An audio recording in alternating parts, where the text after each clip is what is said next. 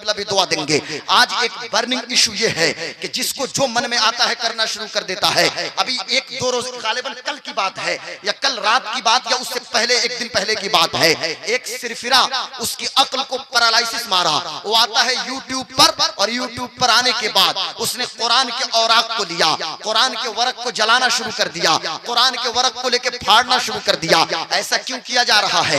ये इंडिया की बात मैं बता रहा हूँ। कभी अमेरिका से खबर आती है, कभी अर्जेंटीना से खबर आती है, तो कभी दुनिया के मुख्तलिफ कंट्रीज से खबर आती है, कभी डेनमार्क से खबर आती है कि डेनमार्क की सड़कों पे कुरान के वर्क को जलाया जा रहा है, तो कभी नीदरलैंड हॉलैंड से खबर आती है कि वहां पे कोई सिरफिरा कुरान को जला रहा है, तो कभी टेरी जोन्स नाम का एक पादरी कहता है कि बर्निंग कुरान डे के तौर पे हम 11 सितंबर को मनाएंगे। और जब जब 11 सितंबर आए उस दिन पूरी दुनिया में कुरान को जलाना शुरू कर दो। मैं दुनिया को कहना यह चाहता हूं कि तुम्हारी अक्ल को पैरालिसिस मारता है। तुम आते यूट्यूब पे बैठते हो ताकि मुसलमान जज्बात में आ जाएं, मुसलमान इमोशनल हो जाएं। मैं कहता हूं हाँ, मुसलमानों को कुरान से मोहब्बत है, मोहब्बत कल भी थी, मोहब्बत आज भी है, मोहब्बत हमेशा रहेगी। और मैं दुनिया को यह बावर कराना चाहता हूं कि मुसलमान का बच्चा बच्चा, मुसलमान के घर की बेटी बेटी, मुसलमान के घर का बेटा बेटा, हर मामले में हम कंप्रोमाइज कर सकते हैं, लेकिन नबी और कुरान के मामले हम कोई कंप्रोमाइज नहीं कर सकते हैं।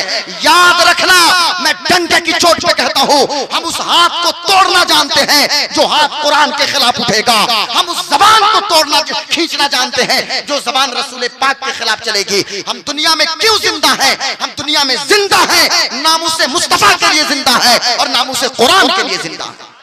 और आज एक बर्निंग इशू है हमारे मुल्क हिंदुस्तान में, हमारे मुल्क भारत में।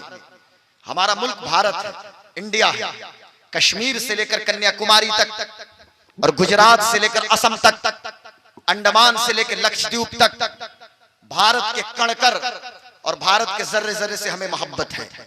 और कोई हमारी मोहब्बत को आजमाने की कोशिश न करे, न तो इलेक्शन के नाम पे कोई आजमाए और न तो सिलेक्शन के नाम पे कोई आजमाए। हजरत हाँ, किसी नाम पे हमारी मोहब्बत को कोई आजमाने की कोशिश न करे। जब जब हमारी मोहब्बत को आजमाने की कोशिश की गई है तो कभी ब्रिगेडियर उस्मान बन के हम दुनिया के सामने आए हैं, तो कभी वीर अब्दुल हमीद खान बन के दुनिया के सामने आए हैं। इसलिए भारत में हम गौसे आजम के दर के गुलाम हैं और गौस पाक के दर के कुत्ते हैं। और हम तो अपने आला हजरत की जबान से कहते हैं कि तुझसे दर, दर से सग और सग से है निस्बत मुझको, मेरी गर्दन में भी ये दूर का डोरा तेरा।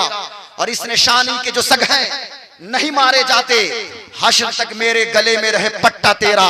और जब से गौसे आजम के दर की गुलामी मिली और जब से हम गौस पाक के दर के कुत्ते हुए तो हमारी किस्मत उस मेराज को पहुंच गई कि बगदाद के कुत्ते भी हमारी किस्मत की कसम खाते हैं। मेरी किस्मत की कसम खाएं, सगाने बगदाद हिंद में भी हूं, यानी हिंदुस्तान की सरजमीन पे हूं, हिंद में भी हूं तो देता रहूं पहरा तेरा।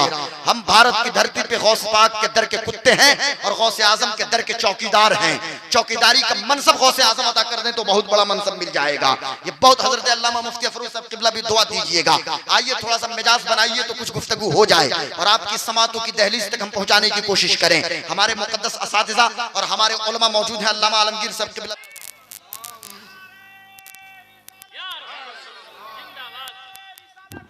और मैं कहना चाहता हूं तौसीफ बाबू, हाफिज बिलाल साहब, हाफिज तौसीफ साहब किबला, मौलाना नफीसुल हसन खुशनूर भाई, मैं अर्ज़ करना चाहता हूं, हम दूसरों को जवाब नहीं दे सकते, लेकिन एक जवाब हमारे पास है।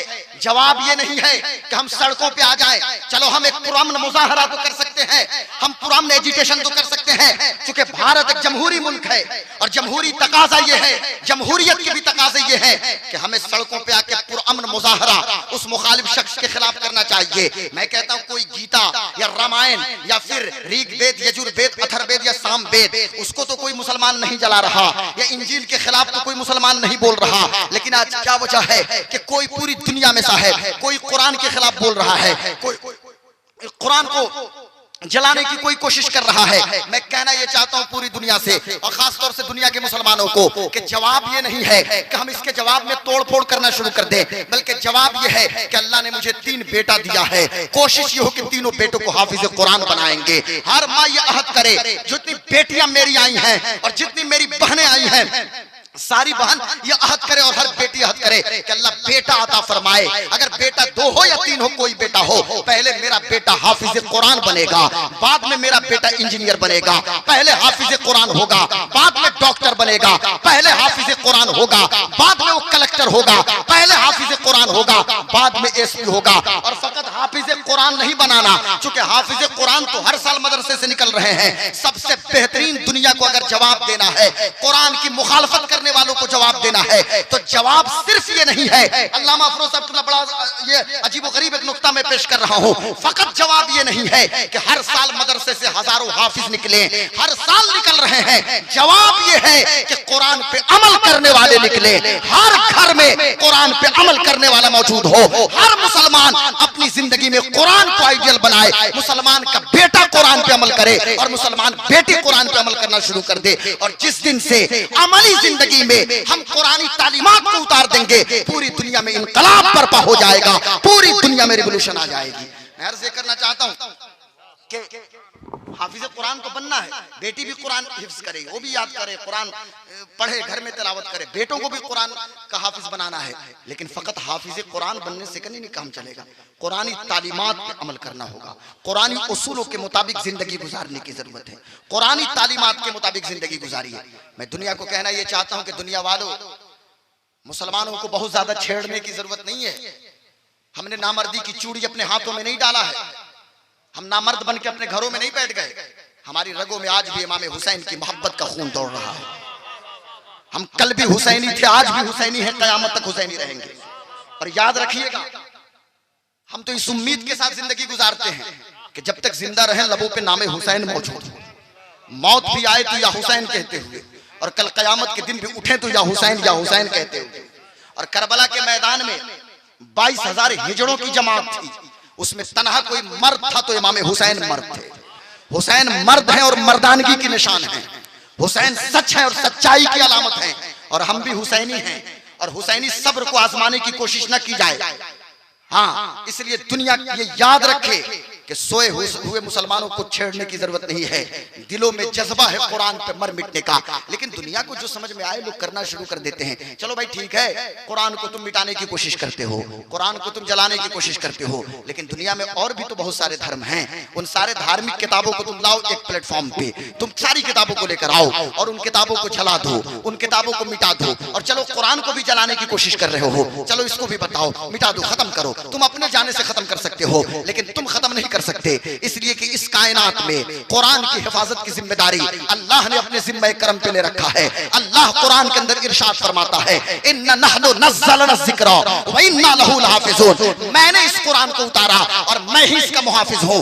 याद रखिएगा, मेरा बेटा या किसी का बेटा हाफिज कुरान होता है तो कुरान की अजमत में इजाफा नहीं होता, बल्कि उसके खानदान की अजमत में इजाफा होता है। हमारा बेटा हाफिज होता है, उसकी खानदान की अजमत में